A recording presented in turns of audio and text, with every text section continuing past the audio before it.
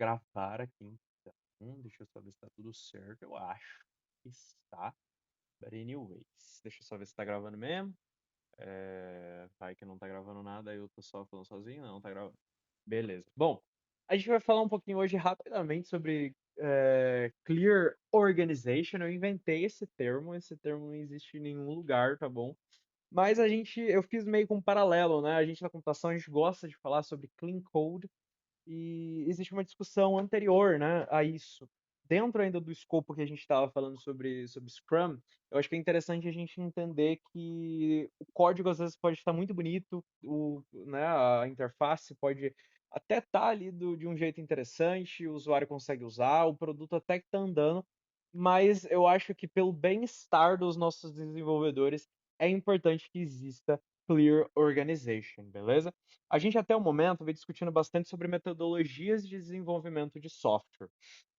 E um deles que a gente discutiu e focou bastante aqui em três coisas aí foi o Scrum. Não tem nenhum motivo de por que eu tô falando isso. Na verdade, tem, porque eu estava estudando Scrum tanto para o meu TCC quanto para a matéria, tá bom? Mas isso não quer dizer que seja o melhor, que seja o adequado. Como né, a galera de engenharia de software gosta de falar, não existe nenhuma bala de prata, né? Não existe nenhuma silver bullet para resolver esse problema, né? Essa metáfora aí da literatura romântica aí, que gosta de falar dos vampiros, dos monstros ali, os monstros clássicos, que supostamente iriam morrer por uma bala de prata.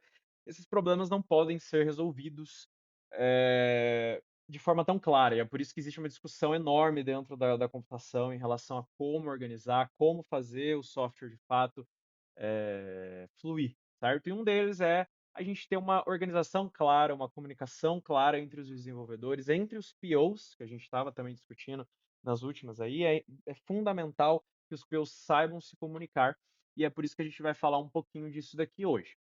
A gente tinha comentado sobre histórias de usuário, e aí eu tinha falado sobre Definition of Done, DOD, tá bom? Que vocês provavelmente já devem ter ouvido falar, chamado de Done Criteria, ou critério de conclusão em português. Existem várias denominações para esse negócio aí, porém, basicamente esse negócio é uma descrição de como você deve, como não, perdão, o que você deve fazer para entregar de fato a tarefa ou a história de usuário ou o que quer que seja, tá bom?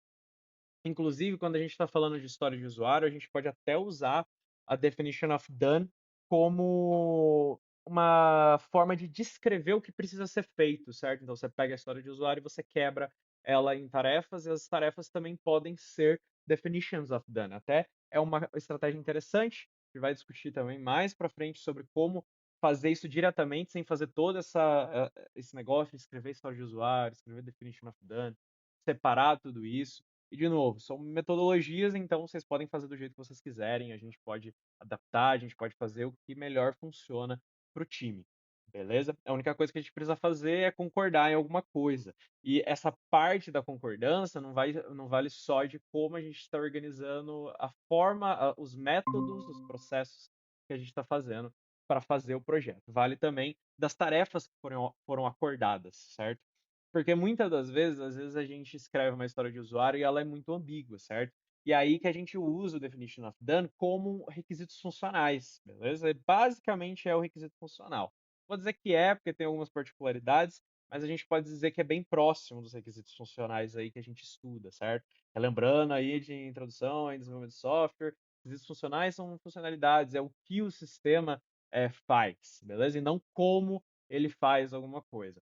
E esses definition of done, uma coisa muito importante quando a gente vai definir o definition of done é que eles têm que ser testáveis, beleza? Então, eu preciso de alguma forma de validar se o que eu pedi para ser implementado, né? Eu, como um PO, por exemplo, eu levantei esse dado e falei isso aqui precisa ser desenvolvido e eu preciso conseguir testar para ver se isso foi de fato implementado e se isso perdura através do tempo, né? E a gente também pode transformar esses DODs em testes também, em suites de testes também, que é muito importante, principalmente do ponto de vista de XP, que inclusive foi uma coisa aqui que eu citei, beleza? E uma coisa que a gente tem que tomar cuidado no Definition of Done é não colocar detalhes da implementação. A gente vem abordando aqui durante as nossas apresentações sempre essa abordagem evolucionista, né? Principalmente do ponto de vista darwinista. Então, a gente precisa tomar alguns cuidados. Quando a gente coloca nessas definitions of done, ou coloca até nas histórias de usuário, e chama esses detalhes da implementação, de como deve ser implementado, de história de usuário ou de definition of done, a gente tem que tomar cuidado porque às vezes a gente está narrowing, né? Tipo, a gente está tirando a variabilidade da implementação. Isso é muito importante. A gente já veio falando isso na nossa última apresentaçãozinha. Eu já falei, a variabilidade é muito importante para a sobrevivência das espécies, né? E do ponto de vista, a gente está dizendo que o produto seria, ele está também subjugado às variáveis da evolução. Então é importantíssimo que, sei lá, alguém tem uma ideia maravilhosa ali de implementação, que é muito melhor do que a ideia que eu pensei. Então a gente não escreve no Definition of Done como eu vou fazer isso. Eu quero só o que eu preciso fazer, certo? É como se existisse aquele mesmo conceito da caixa obscura. Eu digo que eu tenho isso, esse input, eu vou colocar dentro do que você vai fazer, e para mim tanto faz o que você vai fazer, e vai sair o que eu pedi. E o que eu pedi é o Definition of Done, né? O que eu pedi no sentido de PO, né? Claro que em tese, ninguém é dono do produto. E para a gente conseguir fazer com que ninguém seja, de fato, um, um megalomaníaco ou uma pessoa completamente, né, controladora do sistema todo ali, a gente precisa garantir com que as pessoas tenham autonomia de exercer a sua criatividade, beleza? Vamos dizer muito entre aspas, né? E de novo, eu não estou falando que a gente vai, cada um vai fazer um negócio do jeito que quer, mas vocês têm liberdade de, sei lá, tipo, nossa, eu acho que eu deveria implementar usando, sei lá, um componente específico de uma biblioteca aqui, coloca lá, a gente vê se faz sentido, talvez não faça sentido, e a gente discute se fizer sentido, beleza, a gente mantém, beleza? Não existe nenhum padrão correto para fazer. Quanto mais variado tiver, melhor, até para que as pessoas consigam exercer um pouco da sua criatividade também, beleza? Isso é muito forte dentro do XP, por isso que eu botei aqui, tá bom? Você já faz o que você especificou, já tá ótimo, certo? E aí eu tenho alguns exemplos aqui para a gente só ver aqui esse exemplo e conseguir entender sem toda essa coisa só formal e teórica, beleza? Então a gente tem um exemplo aqui de como escrever definitions of done dado uma história. Eu tenho aqui, ó, como uma pessoa dentro do espectro autista, quero que a interface do sistema possua modos de uso com menos estímulos visuais e linguagem clara, para que eu consiga me concentrar e compreender o conteúdo sem sobrecarga sensorial. Beleza. O que a gente está descrevendo aqui pode ser muito ambíguo para algumas pessoas, principalmente as pessoas que não estão dentro do espectro autista. Então é interessante que vocês estudem o assunto, até mesmo as pessoas que estão ali, principalmente o PO, que geralmente é o PO que escreve o DoD, né, o Definition of Done. Então é interessante que ele saiba o que ele está falando, né, e saiba descrever o que de fato ele quer dizer com isso, né? Ele fala aqui que a história de usuário fala que a gente precisa reduzir os estímulos visuais, a linguagem clara, mas mesmo assim ainda fica muito ambíguo, tipo, para a gente como desenvolvedor, a gente pensa, pô, o que que eu preciso modificar de fato no sistema para eu conseguir entregar essa história, né? O que que a pessoa que escreveu essa história queria dizer quando ela escreveu isso daqui. Então eu escrevi alguns exemplos, né? Então eu posso definir essa história como o sistema deve oferecer ali uma forma de diminuir animações, de diminuir as cores, o contraste, a saturação. É uma coisa, então vai ter que ter uma tarefa ali de fazer uma parte de personalização da plataforma, por exemplo. Uma outra coisa, o contexto textual deve ser escrito evitando metáforas e ambiguidades, uma coisa bem importante para pessoas dentro do espectro autista, sendo ali um pouco de fonte de conhecimento para vocês. Pessoas autistas têm muita dificuldade de conseguir compreender ironia, metáfora, coisas que não estão muito coesas, fora do padrão que vem sempre seguindo. Então, se você fala um pouco de ironia com a pessoa autista ela provavelmente não vai conseguir compreender as nuances daquilo que você está falando, então você precisa ser o mais literal possível. Então, esse é um exemplo.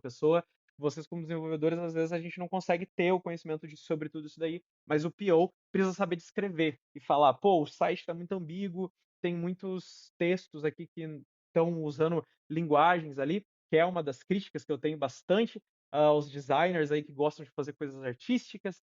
né? Mas tudo bem, às vezes a gente pode usar arte no meio dos nossos desenvolvimentos, mas a gente tem que tomar cuidado para com que a arte não comprometa a acessibilidade, não comprometa as pessoas que estão usando, né? Às vezes a pessoa tem uma neurodivergência, às vezes a pessoa nem sabe que ela tem e ela não consegue usar o produto, não consegue usar o negócio porque está muito ambíguo, tem muitas coisas ali. É claro que a gente pode também garantir padrões, né? Então, colocar botões, links que façam a mesma coisa sempre, isso é muito importante. Como a gente, como desenvolvedor, a gente pode caçar ali e ver se tudo está seguindo um fluxo coeso da interface, se o layout da interface também está bem feitinho. Então, são essas algumas descrições e algumas coisas que a gente pode fazer dentro do sistema para entregar essa história de usuário e colocar ela na nossa coluna ali do nosso Scrum, nas nossas colunas ali e colocar no done, beleza? E a última coisa, o último tópico, eu sei que foi bem rápido, esse vai ser bem rápido mesmo, gente, algumas coisas que a gente pode fazer também é transformar requisitos não funcionais em histórias de usuário, e a partir dessas histórias de usuário que tem uma descrição não funcional, ou seja, eu estou descrevendo como o sistema deve funcionar, e geralmente quando a gente escreve como o sistema deve funcionar, fica bastante ambíguo para os desenvolvedores, então a gente pode fazer com que as tarefas que foram quebradas a partir dessa história de usuário estejam mais claras e bem definidas. Então, um exemplo disso daqui é ali, ó. Como usuário novo no sistema, quero acessar a homepage sem demora. Assim, posso validar se o produto atende minhas expectativas. O requisito não funcional que a gente está descrevendo aqui, a gente pode até descrever, tipo, falar ali, o site carrega em até 5 segundos, por exemplo.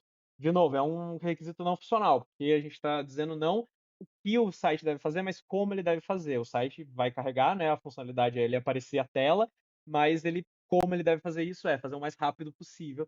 E aí a gente coloca ali um constraint, né? Ali uns 5 segundos ali, uma variável ali para fazer um menor ou igual. E a gente pode transformar isso em coisas menos ambíguas. Então, tipo, pô, tá bom, isso a gente quer fazer ele carregar em menos de 5 segundos. Mas o que a gente precisa fazer? A gente pode fazer aquilo dali, né? A homepage deve priorizar a renderização da descrição do produto, por exemplo. Eu falei aqui que a pessoa quer saber se ela está no lugar certo, por exemplo. Então, a mesma coisa vale aqui, a gente pode escrever desse jeito, e aí como as pessoas vão fazer isso, tanto faz. Se o Ryan falar para mim que ele quer renderizar tudo no server side, para com que a página seja entregue o mais rápido possível. Beleza, ótimo. Quanto mais rápido, melhor, beleza? E a gente pode até chamar isso daqui de um refactoring, beleza? Então a gente às vezes tem uma história de usuário que é implementar a homepage, mas a gente pode ter uma outra história que descreve um requisito não funcional que na verdade serve como um refactoring. E depois que a gente já implementou, beleza, a gente entregou, tanto faz se o site está carregando em 1 minuto, 2 minutos, né? Claro que também 2 minutos é muita coisa, mas né, não interessa para mim a velocidade, interessa se foi entregue. Agora a gente pode escrever uma outra história no qual a gente otimiza essa requisição, como esse site está sendo feito, beleza? E aí tem outras coisas aqui, né? A gente pode modificar o layout do site, a gente pode fazer diversas coisas para que a gente consiga concluir essa história do usuário. E aí não fica confuso para a pessoa que está desenvolvendo. Ela sabe exatamente o que ela deve entregar para com que ninguém depois fale: ah, mas você fez aqui, mas você entendeu tudo errado. Beleza? Porque isso muitas vezes acontece, né? Que é o que o pessoal lá de métodos ágeis, lá no Manifesto Ágil, reclamou, falou que os usuários eles não sabem o que quer. De novo, eu reitero, não é o usuário que não sabe o que quer. É vocês, desenvolvedores, que não sabem se comunicar entre si, entre o PO, entre o cliente, e essa falta de comunicação e essa falta de definição formal entre os diversos, nessa equipe multidisciplinar que a gente tem, é o que faz com que se dissipe parte da informação e a gente entenda errado, chegue para a gente uma coisa que a gente vai entender de um jeito, o cliente queria de outro. Não é que o cliente não sabe o que ele quer, é o desenvolvedor e o time de desenvolvimento que não está sabendo se comunicar, não está sabendo definir corretamente o produto. Beleza? E por fim, aqui eu coloco aqui uma outra história aqui também, que é uma história que tem um requisito não funcional ali de acessibilidade. E depois vocês podem dar uma olhadinha. É bem interessante aqui, eu escrevi algumas coisas que estão contidas na referência, que inclusive é o finalzinho do nosso design, que é o W3C, que é o WWW Conference, né, que é o World Wide Web Conference, não lembro. Mas está aqui, e tem o WCAG, que é muito interessante, são alguns guidelines de acessibilidade, que inclusive tem algumas coisas bem técnicas lá, se vocês quiserem algum dia estudar acessibilidade, recomendo vocês seguirem esses guidelines aqui que são muito interessantes, beleza, galera? Eu vou parar de gravar aqui, mas vocês têm dúvidas?